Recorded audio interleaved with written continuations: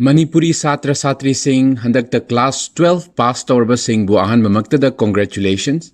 Aduga ngasigi episode asida nakoina thaba yaba yamna maruoiba scholarship amakaki information puduna lakchari.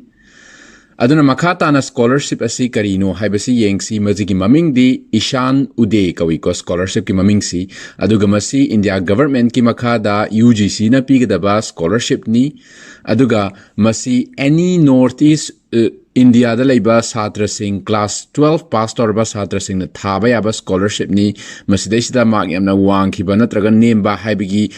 yamna awaba laitabida dum thaba yaba scholarship ni aduga kana thaba yage haiba matamda koina hojik haikiba dumaina class 12 pass tawba northeast students oigadaba Manipur, adagi Nagaland, Mizoram na chingba mayam sidagi thaba yai aduga from any recognized board tagi pass tawrakpa oigadaba haibadi Council of Higher Secondary Education Manipur bo oiro Nagaland board tagi bo oiro adagi CBSE tagi bo oiro loina yai ko aduga ngasagi thagadariba si ngasagi satrasina first year da admit tawraba matungda thagadaba mana BSc bo oiro BA bo oiro atai technical courses sing da MBBS engineering na chingba mayam sidai da admit tawraba matungda aduga first year kara kansida thagadaba kano neba scholarship neba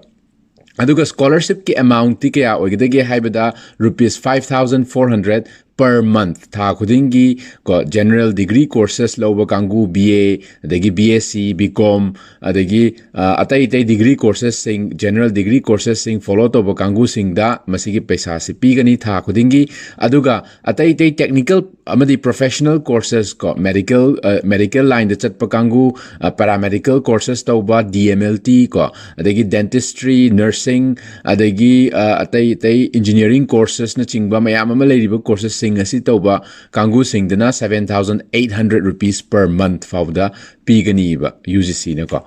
aduga makhata ba ahenba information da masigi application asi thage masigi scholarship se thage hairabadi nakoi gi parent ki income sing parents ki income si rupees 4.5 lakhs per annum gi makhada oigadaba ko aduna hayeng madugi document ama income certificate ama piu na hairakani ko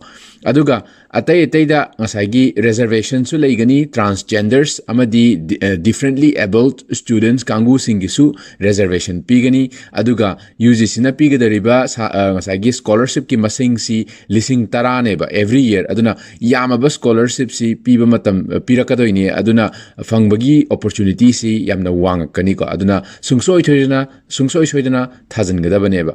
aduga kana thaba yaroi dage haiba kanda diploma courses tawgadaba kangu singdi thaba yararoi atai diploma si kogi chahi ani gi tawba diploma na chingma mayam ama leiriba singdu adu follow toba students singdi thaba yaroi aduga open universities ki makhada leiba program singda admit toba satra singdi yararoi aduga students with another scholarship atopa scholarship achauba lawba kangu singdudi amuk atopa sigi scholarship sida apply toba yaroi aduga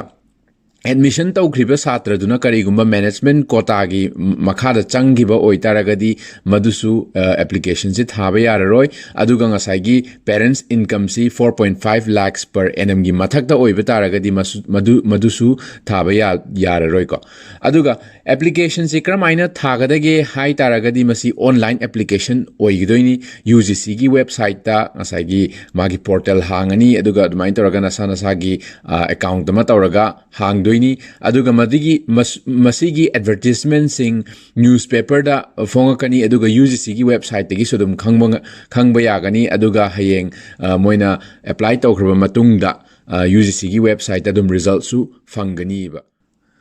aduna nakoina tamgadaba chahi ahumgi degree course po oiro chahi manga gi technical degree course po oiro masida mateng pangnanaba government na piba yamna fazaba scholarship ni masi sungsoi soidana thagadabani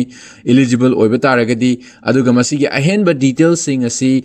website government ki website UGC ki website sida changaga sungsoi soidana check tawko aduga channel asibu makhatana like subscribe amade share tawiramu ataite ahenba information sing ataite scholarship ki information na chingba mayam ama